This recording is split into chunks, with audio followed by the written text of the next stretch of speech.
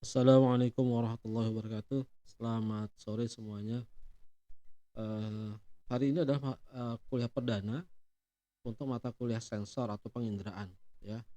Di judul mata kuliahnya penginderaan, tapi bahasa populernya dalam bahasa Inggris kita kenal dengan sensor. Mata kuliah ini, kita akan adakan insyaallah selama 16 kali pertemuan. Di dalamnya sudah ada UTS dan UAS ya. Saya sendiri, nama saya Dwi Priyanto sebagai dosen pengampu mata kuliah ini. Nanti kita akan lihat lebih jauh seperti apa sensor, ya. Kalau kita bicara penginderaan ini bukan penginderaan kalau kita browsing di Google itu biasanya ketika kita mengetik, eee, penginderaan maka yang muncul penginderaan jauh, ya. Ini berbeda ya.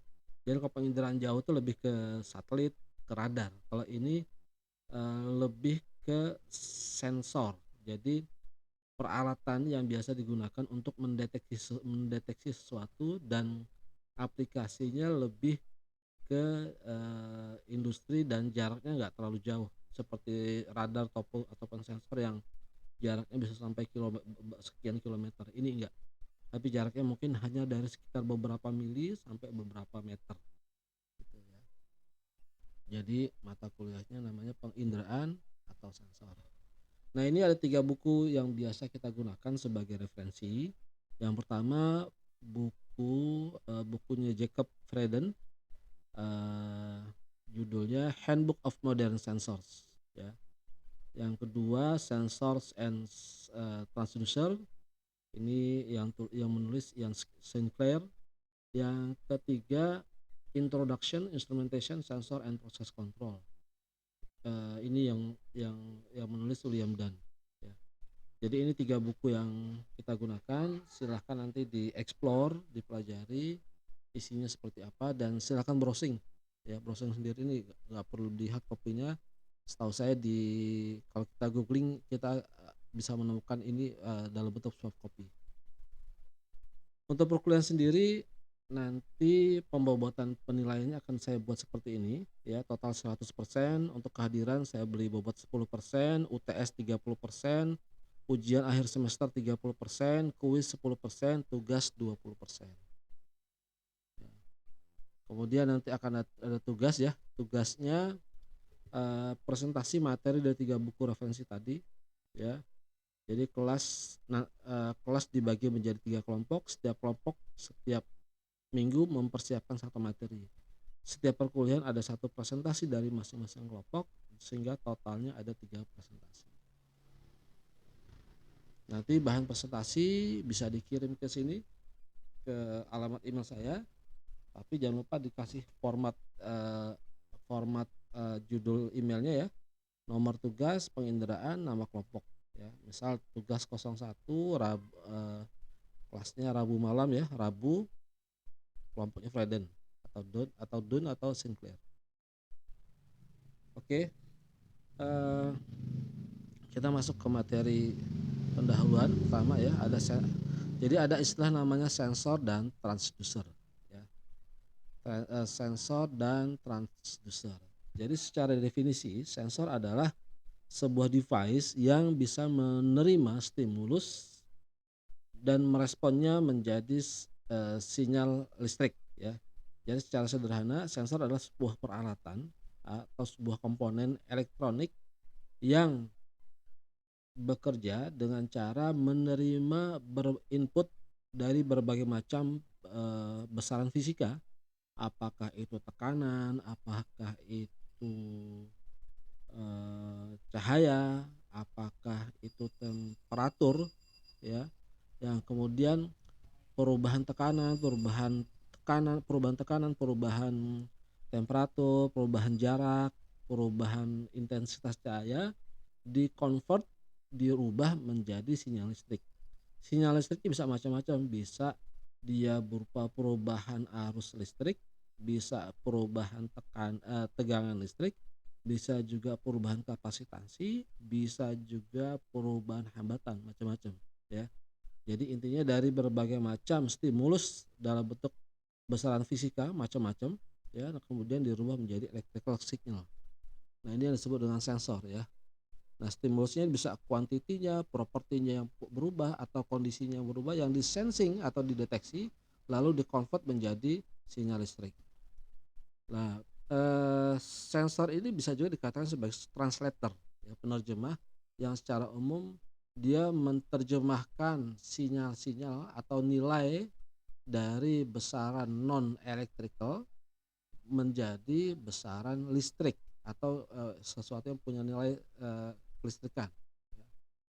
Ketika kita sebut listrik, maka artinya, sinyal ini bisa yang namanya listrik itu bisa dialirkan, bisa diperkuat sinyalnya, bisa dimodifikasi secara, dengan menggunakan peralatan elektronik, ya. Nah, output-nya sendiri, kan tadi sensor menerima input dari berbagai macam besaran fisika, lalu menghasilkan merubah menjadi output bisa berupa tegangan, arus, ataupun perubahan muatan listrik.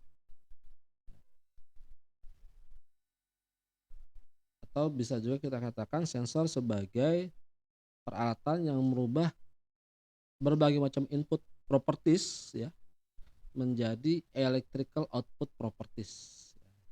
Atau bisa juga sensor dikatakan sebagai energy converter atau converter energi yang merubah energi dari energi dalam berbagai macam bentuk menjadi energi listrik.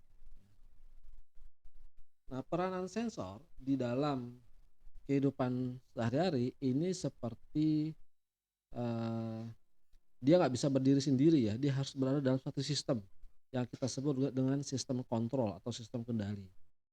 Ini mirip seperti, mata ya.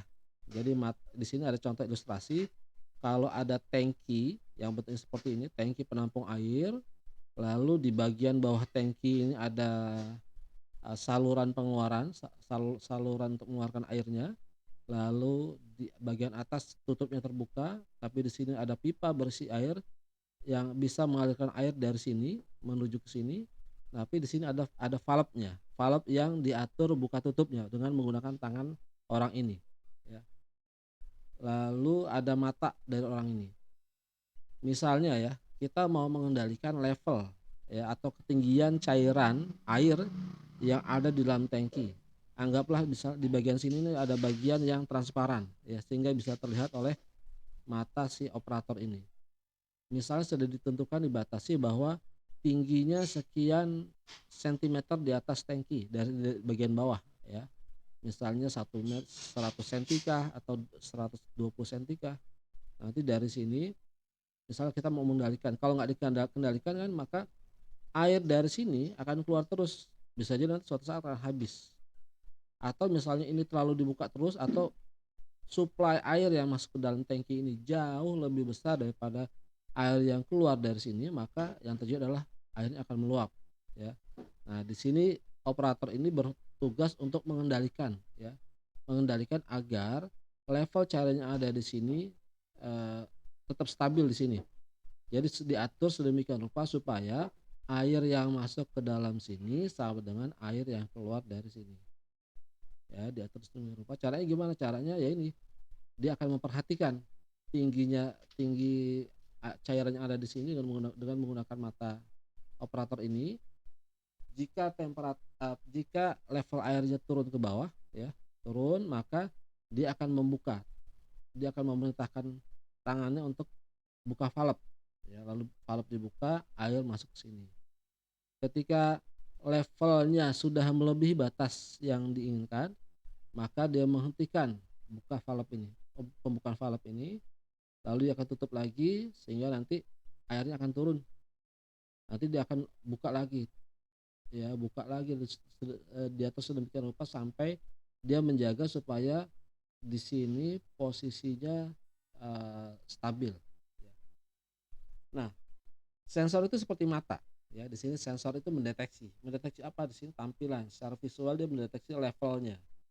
Lalu dari mata dia mengirim sinyal ke otak dia, lalu otaknya mengolah kalau levelnya di bawah buka valve, kalau levelnya di atas tutup valve, gitu ya. Otaknya akan memerintahkan tangan atau, memerintahkan tangan agar membuka menutup valve untuk menjaga levelnya agar stabil di sini, ya. Nah, sensor itu posisi mirip seperti mata yang mendeteksi ini, nanti sinyalnya dikirimkan ke otaknya, lalu otaknya memerintahkan tangan untuk menggerakkan, valve, buka tutup valve. Nah, kira-kira secara umum nanti memang kalau dalam sistem kontrol itu ada yang namanya, bagian input ya, ada yang namanya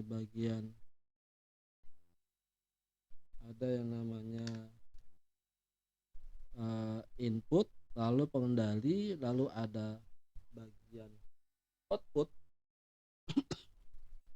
Maka sensor itu ada di bagian input dalam sistem kendali. Oke. Ini contoh contoh, sensor namanya thermopile sensor ya bentuknya. Dari namanya thermopile sensor berarti dia mendeteksi suhu. Bagaimana cara kerjanya nih? Ya, jadi thermopile ini bekerja dengan cara, membaca, radiasi sinar inframerah ya. Jadi thermopile infrared radiation sensor ini nama lengkapnya, akan memproduksi tegangan positif ketika objek yang dideteksi itu lebih panas dari suhu sensor ya. Sehingga nanti gelombang atau flux infrared akan mengalir ke sensor, atau dengan kata lain nanti tegangan, eee, tegangan akan menjadi negatif ketika objeknya lebih dingin daripada sensor ya, atau sebaliknya akan menjadi positif ketika temperaturnya lebih tinggi dari temperatur sensor. Kalau sama gimana? Kalau sama antara sensor dan objek yang dideteksi, maka fluxnya zero atau nol atau nggak ada output tegangan yang dihasilkan dari device ini, komponen sensor ini, ya. Atau dengan kata lain di sini dikatakan temperaturnya sama antara sensor dan, eee,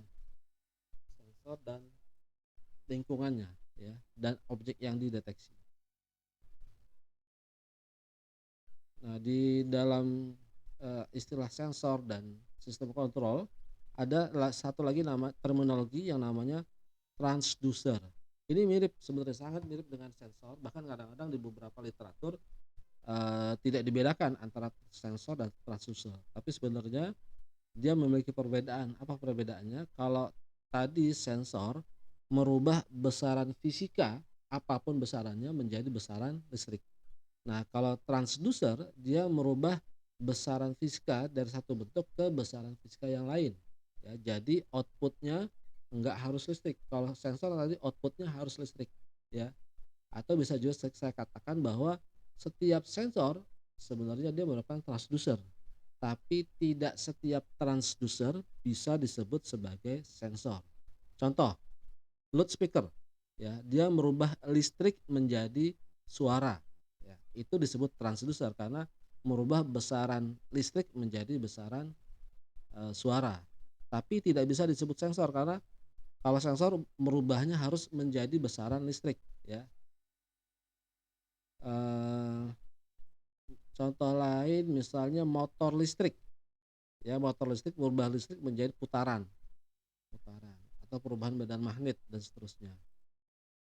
Jadi transducer belum tentu sensor, sensor sudah pasti transducer.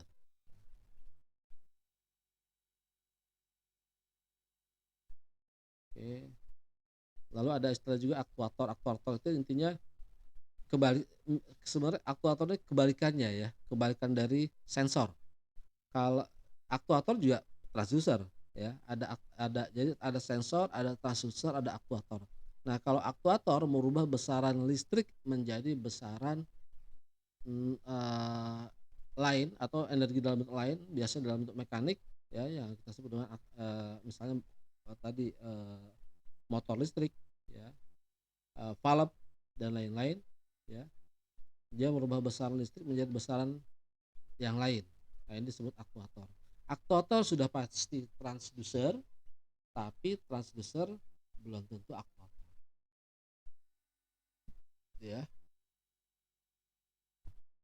Kemudian eee, transducer bisa jadi dia menjadi bagian bagian atau part atau komponen dari sebuah sensor kompleks.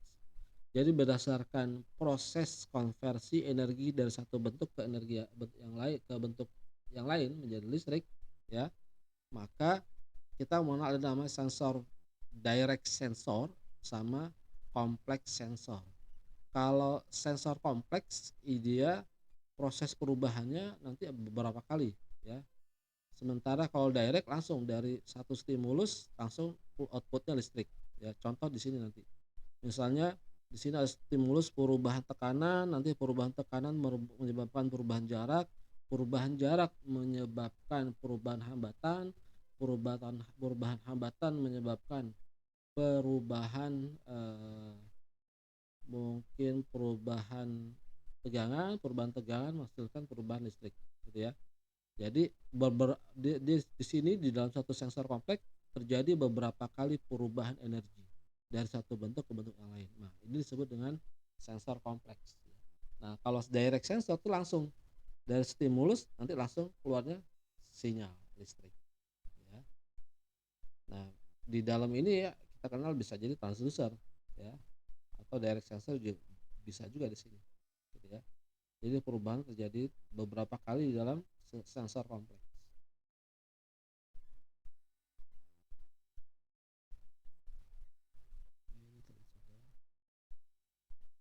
Nah, sensor di dalam sebenarnya nggak cuma digunakan sebagai bagian dari sistem kendali, ya. Kalau sistem kendali kan berarti sistemnya digunakan untuk mengendalikan sesuatu, misalnya mengendalikan level tadi, level tangkinya supaya stabil. Bisa juga digunakan untuk mengendalikan pergerakan motor dan lain-lain. Jadi supaya nanti on off-kan sesuatu lah, ya. Itu sistem kendali atau sistem kontrol. Nah, sensor sebenarnya bisa juga digunakan dalam sistem data akuisisi. Jadi pengambilan data. Cuma fungsinya nanti sensornya hanya digunakan untuk misalnya mencatat pergerakan temperatur, mungkin setiap 10 menit kah atau setiap jam, nanti diambil datanya setiap sebulan atau selama sebulan atau selama 2 bulan, selama setahun atau selama 2 tahun diambil pergerakan datanya. Ini mirip seperti seismograf, gitu ya. Seperti seismograf yang mengambil data, detik per detik dari pergerakan, gunung api misalnya. Eee, itu yang kedua tadi untuk pengendalian, lalu untuk data acquisition system, atau yang ketiga hanya buat monitoring.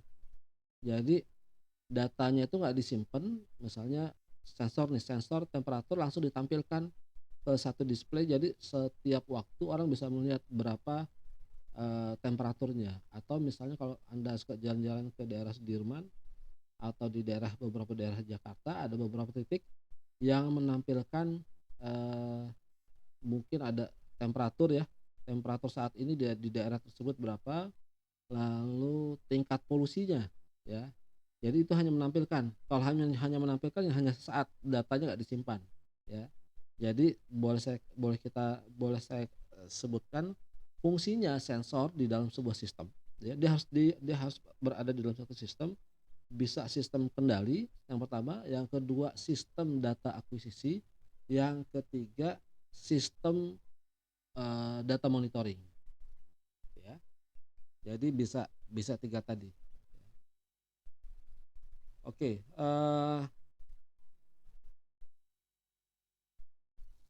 ini contoh sensor, ya. Nah, sensor sendiri itu peletakannya bisa macam-macam, bisa kalau saya suka membagi menjadi 2.